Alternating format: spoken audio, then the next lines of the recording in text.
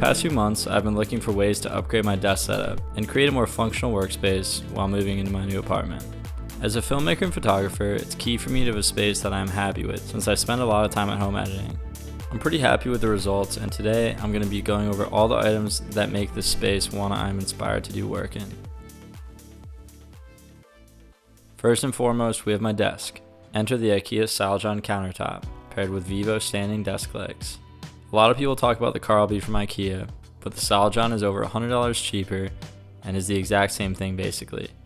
It's a laminate countertop, and at 74 inches long, 1.5 inches thick, and 26 inches deep, it's more than big enough to suit my needs. I also really love the medium-toned oak finish to it, and because it's laminate, it's super durable and should last me for a really long time.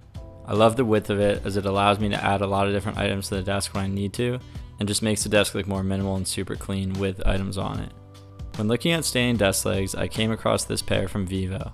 They were fairly easy to assemble, and for $200 I have minimal complaints. The desk has some wobble at the top, so I would definitely survey some other options, but the motors run smooth and fast, and durability does not seem to be of any concern. I use a 27-inch 4K monitor from LG, which I've absolutely loved so far. The 4K resolution is a must for me as a video editor, and I feel as if the size is just right. I did a full review on this monitor comparing it to a widescreen I owned, so go check that out if you're having a tough time deciding on which to get. The monitor is mounted on a budget monitor arm by Huano.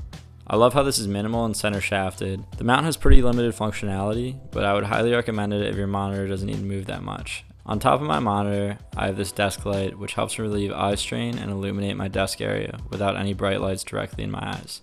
It also has a button to adjust the brightness level and 3 different color modes, which I cycle through depending on if I'm trying to wind down or focus. Powering this whole setup is my Razer Blade Advanced 2020 edition. These laptop specs fuel my editing workflow and allow me to have one device rather than a PC and a laptop. During normal times, I'm on the road a lot, so this makes my workflow super seamless. The switch from Mac was also seamless, and I would highly recommend Razer laptops to anybody doing GPU intensive work. It's sitting on this minimal monitor stand from Amazon, and so far I've had no issues with it. It's adjustable and has some nice cushions on the inside. For audio, I have a pair of Audio Engine A1 speakers, which sound amazing, but they look even better in my opinion. I love the slate gray look to them paired with all the black accents on my desk. They're sitting on a pair of minimal monitor stands which fit perfect and serve form and function by propping up the speakers to an ideal listening level. For peripherals, I have a wireless keyboard and mouse to add to the minimal aesthetic. This keyboard's around $25 but works perfectly. I'm not typing very much in my workflow, so I didn't really see the need to pump a lot of budget into this specific item. For my mouse, I have a Razer Ballistic. I don't know how to say that exactly, but it's a Razer mouse. It's wireless, and this thing is super comfortable to use. The buttons on the side are easily customizable for editing shortcuts, and it works perfectly with my Razer laptop. Even if you don't have a Razer laptop, I would still highly recommend it, as it's the best bang for the buck wireless mouse out there in my opinion. My keyboard and mouse are resting on an oversized microfiber cloth desk pad from Amazon. I actually prefer the look and feel of this to leather, and many wool pads seem to either fray or are too expensive. So I went with this, and I've loved it so far. It's designed for gaming, so the mouse slides very well on it, leading to more natural workflow. It does collect a bit of dust, but nothing some tape can't fix. Over on the right side of my desk, I have an iPad, 8th generation, 32GB. I never thought I would purchase one of these, as I really didn't see the point, but in fact, it's one of my favorite purchases of the last year. Since I only have one monitor, this allows me to still view content, send emails, or look at notes. And my computer is using all its power in an editing program. For recreational use and travel, it's great as well, and this model is only around $300. The pencil, case, and keyboard were all off-brand versions, but work super well. Links for all these products will be down below. Last but not least on the desk, I have this wireless charging dock by UTech. It's perfect for charging my AirPods and phone, and the green light ties in with the other green accents around my setup. Underneath the desk, I did a basic cable management pass. This raceway is a saver, and it's super easy to use. In addition to that, I bought some basic cable clips to tie up any loose cables, along with some Velcro ties for the back of my monitor stand. Most importantly, I bought this massive power strip that comes with 4 USBs, allowing me to run everything on my desk to it, including the desk motors. So at the end of the day, I just have one cable running from the power strip to the wall. I repurposed this LED light strip I had in my previous apartment's kitchen with some double-sided tape I bought for the power strip. It's a great way to add some ambience to the space. The chair I use is an Amazon Basics chair. I injured my back pretty bad in high school, and since then I've struggled with minor back pain and soreness more days than not. For whatever reason, this Amazon chair is one of the most comfortable I've ever used.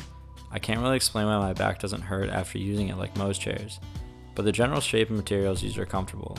I stand for at least 25% of my workday, and what's been a game changer in this regard is this cushion I purchased. Most people don't really consider how much relief can be provided to joints by using one of these. It's super comfortable and nice to use while sitting as well. I'd recommend it to anyone with or without hardwood floors, specifically the extra large one for widened stances. You'll wish you had more of this than less of it. On the other side of the desk, I have a simple file cabinet from Wayfair with a divider in the top drawer. Here I keep pens, pencils, notebooks, and other small items that I want to keep close to my desk. Down beneath, I keep receipts, invoices, and other paperwork. Resting on top is a snake plant, which is a really amazing plant for a first-time plant owner such as myself. On the wall, I have multiple canvases and posters that loved ones have gifted me with. So even though they're all different, they work. I did purchase this world map poster from an amazing website called Disenyo, so go check out their website. You can get really aesthetic posters and prints for a great price. This letterboard has been a good purchase. It hashtag motivates me with small sayings. But for real, it's been great. It's kind of nice to look at a mantra every day, and so I've made it a routine to wake up in the morning and change it. Alright guys, so that's all for my setup. I hope you enjoyed this video and got some inspiration for your very own.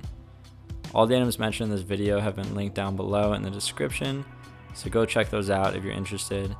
Be sure to leave a like if you found this video helpful, and subscribe for more content like this. Till next time.